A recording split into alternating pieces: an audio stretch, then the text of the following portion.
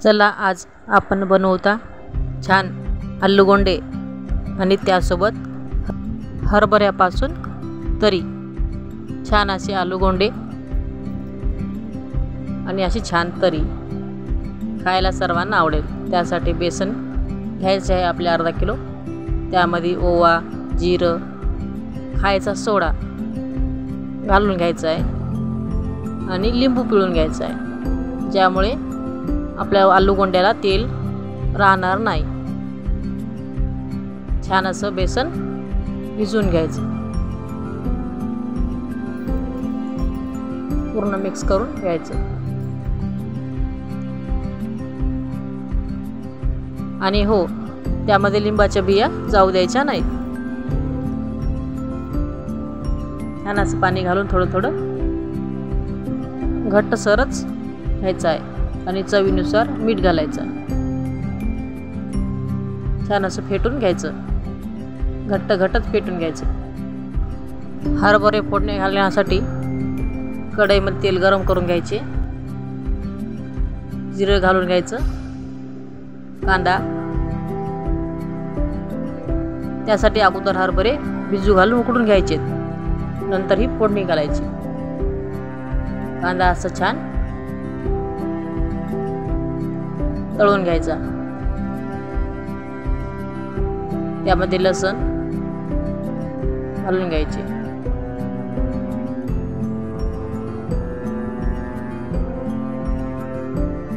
अद्रक पेस्ट घालून घ्यायची,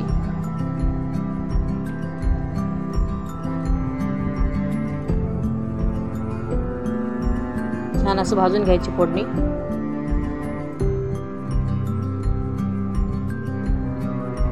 छान अशी भाजून झाल्यावर त्यामध्ये लाल तिखट, हळद, मसाला घालून घ्यायचा आणि कस्तुरी मेथी छान अशी फोडणी करायची आणि धने पावडर यामध्ये पाणी घालून घ्यायची फोडणीत। फोडणीला उकळी आली की उकडलेले हरभरे घालून घ्यायचे। ही झाली आपली छान हरभऱ्याची तरी तयार। आलूगोंड्यासोबत खायला मस्त लागते आणि चवीनुसार मीठ घालून घ्यायचे आणि हिरवी कोथिंबीर।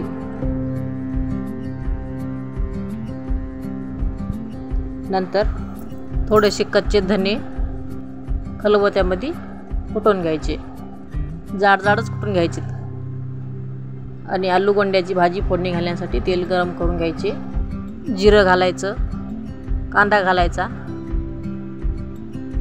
छान असा कांदा परतून घ्यायचा तेलामध्ये।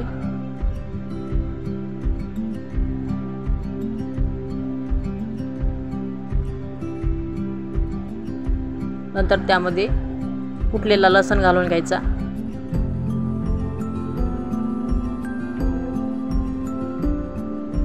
कुटलेला ठेचा घालायचा मिरचीचा,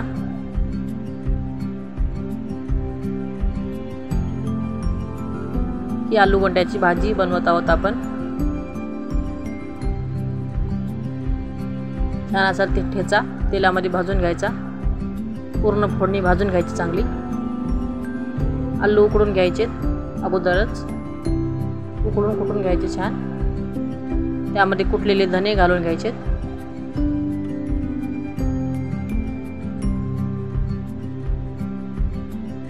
मसाला घालून घ्यायचा आहे, हळद, चवीनुसार मीठ, छान अशी फोडणी परतून घ्यायची तेलामध्ये। त्यानंतर आपले उकडलेले आलू घालून घ्यायचे, छान असे छान घालून मिक्स करून घ्यायचे, पूर्ण बारीक करून घ्यायचे आणि मंद आचेवर झाकून ठेवायचे। नंतर त्यामध्ये घालण्यासाठी बेसन भाजून घ्यायचे। आपल्याला 1 वाटी बेसन तेलामध्ये छान असे भाजून घ्यायचे, छान असे बेसन भाजून घ्यायचे तेलामध्ये, ज्यामुळे आपले आलूगोंडे छान चविष्ट लागतील।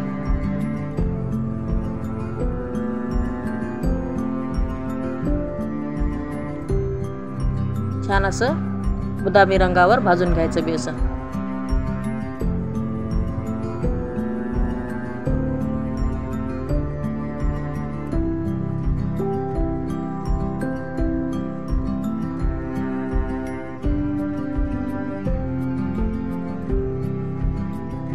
छान परतून भाजून पूर्ण घ्यायचं.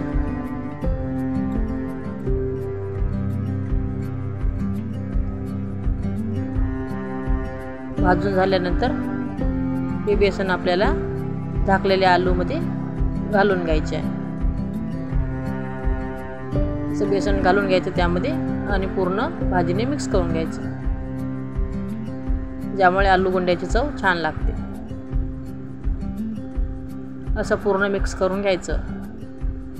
असं छान सारण तयार करून घ्यायचं आलू गुंड्याचं.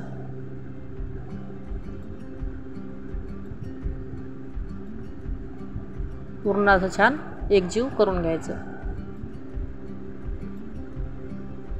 ज्यामुळे आपले वडे पडतील. हिरवी कोथिंबीर घालून घ्यायची आणि मिक्स करून घ्यायची. हे सारण थंड करण्यास ठेवायचे.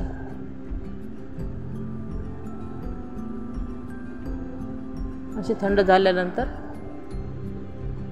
कालवलेल्या बेसनमध्ये याच्या छोट्या छोट्या गोळ्या बनवून घ्यायच्या.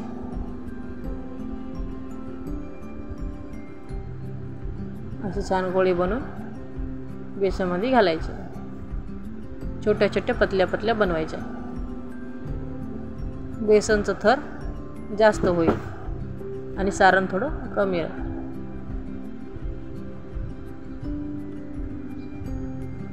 छान असे छोट्या बनवून घ्यायचे.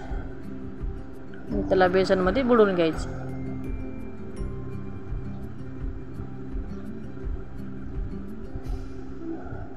असे बुडवून घेऊन तेल गरम करून त्यात घालून घ्यायचे.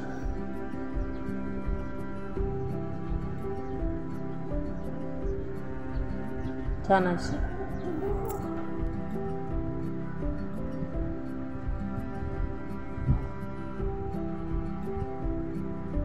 थोडे अलगद हाताने काढून घ्यायचे, ज्यामुळे आपले आलू गोंडे फुटणार नाहीत.